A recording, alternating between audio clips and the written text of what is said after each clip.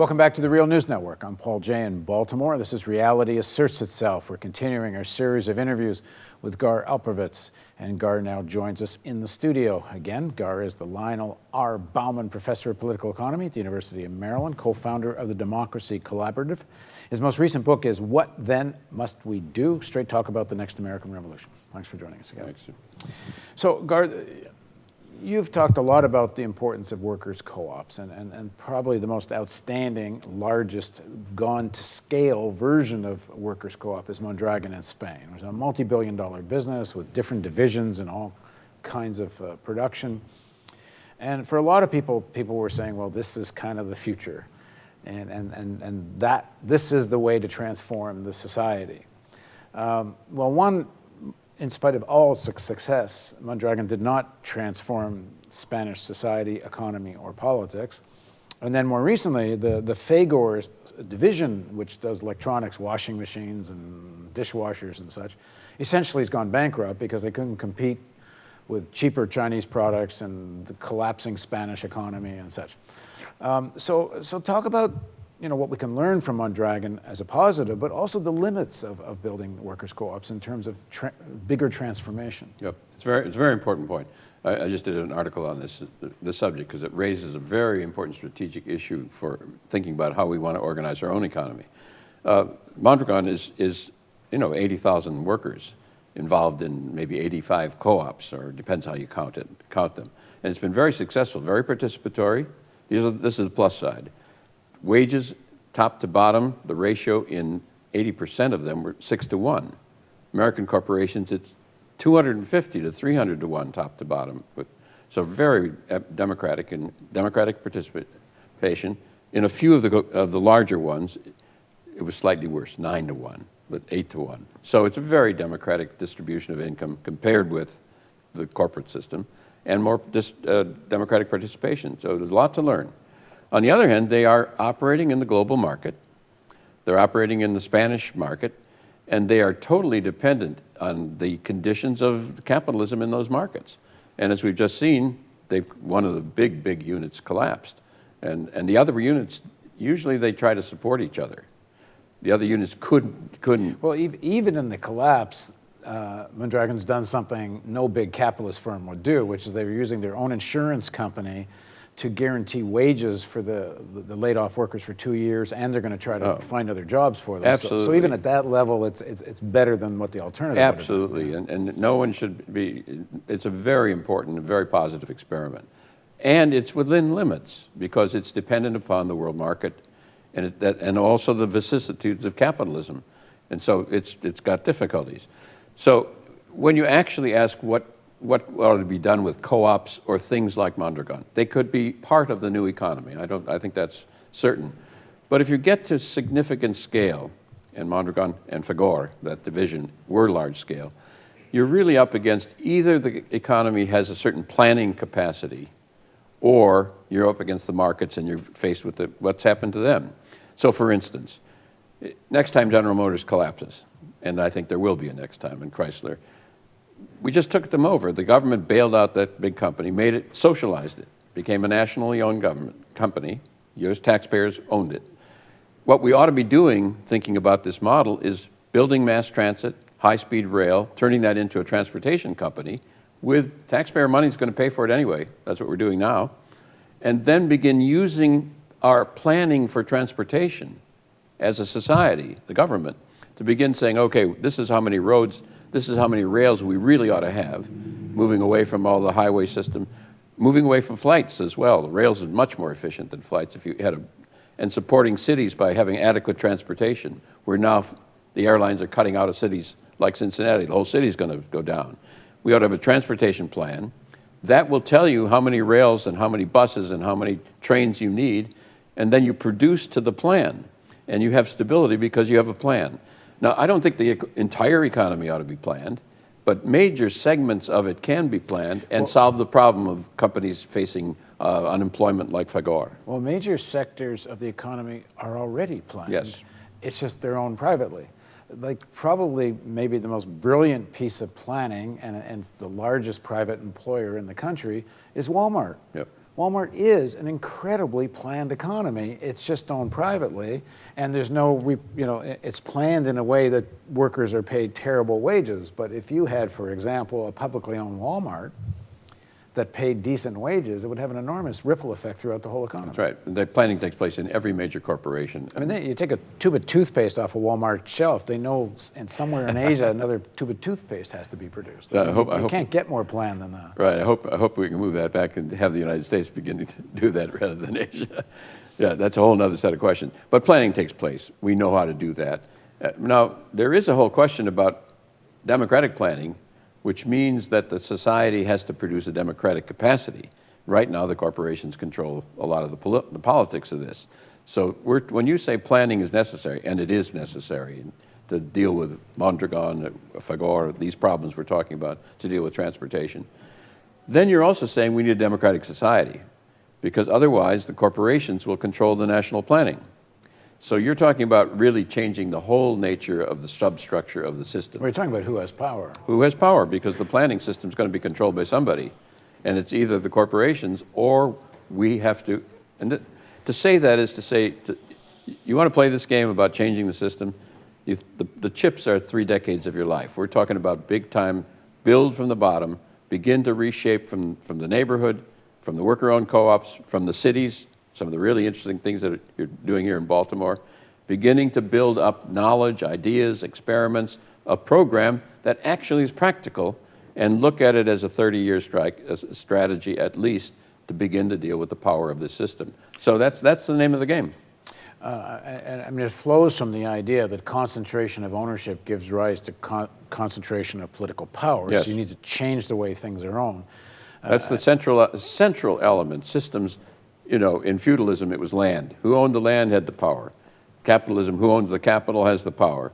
State socialism, there was a form where the state controlled it, and it could have been democratized. It was another form of too much concentration of ownership, because the party winds up controlling the state, so the party now has the concentration of ownership, and you wind up with the similar kind of problem. I can't say same kind, but a similar kind of problem. Which tells you that the model that we want to build has to have democratized ownership, but democratized in a way that builds from the bottom up so that the concentrations of power are not overly concentrated, that the terms are whether appropriate to the scale. So little co-ops in some places, city-owned in other places, neighborhood-owned in other places. State-owned. Regional, the Tennessee Valley Authority, was designed in the initial state as a way to do ecology of the river and power. It got taken over. But there will still be some things of scale, absolutely, at a national scale, and then which there's are national. going to have to be nationally owned. Absolutely, and then there's national. So, but again, the principle, I call it a pluralist commonwealth. Pluralist commonwealth. The principle is you always stay at the lowest level necessary, and only go up if you have to, so that you keep it closer to democratic processes. So that's the kind of vision that at least we've been trying to develop and begin to get, and get very real about it in terms of what's on the ground. There are places around the country where almost everything we're talking about is already being done in one form or another. It's practical. And if it isn't what are practical, some of the best examples? The best examples are, for instance, in Cleveland, there's an extremely interesting, and many other places are doing something like this. There's an extremely interesting neighborhood. It's 40,000 people, mostly black. Unemployment, 40%. Average family income, 18,000. Really beaten up neighborhood. Well, there's a complex... Average family income, 18,000? 18,000, yeah. In that neighborhood, there's a community-wide structure, nonprofit corporation, and worker-owned cooperatives, which are subordinate to it but work together. So they kick in a little bit of profit in order to start new ones. And they, not just little ones, there is the largest urban greenhouse in the United States is one of these things. 3 million heads of lettuce a year. That's the scale we're talking about. Not that people think of co-ops, they think little tiny things. There's a huge industrial scale laundry. There's a different co-op that it's very green. It uses about 1/3 of the water and 1/3 of the heat.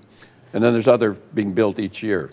But the point is that some of the money goes to build the neighborhood, some of it goes to start new co-ops, and then they use the purchasing power of universities and hospitals in that area. So Case Western Reserve University, the Cleveland Clinic, University Hospitals are right in this poor neighborhood. They buy $3 billion, with a B, dollars in goods and services, plus the salaries, plus their construction, just what they buy. None of it from this neighborhood beforehand. But now they're beginning to shift some of it, a lot of public money there too, Medicare, Medicaid, education money, taxpayer money. They're beginning to shift it to this purchasing to help rebuild the neighborhood. That's a really interesting model because it has very decentralized ownership, but you're using essentially quasi-public resources to help do it. And many other cities are waking up to the fact they've got the same situation and they can do it. So Atlanta's now beginning to do it. There are 2 or 3 going to be in the Washington, D.C. area, several around the country beginning to see you can begin putting down these principles, these practices practically.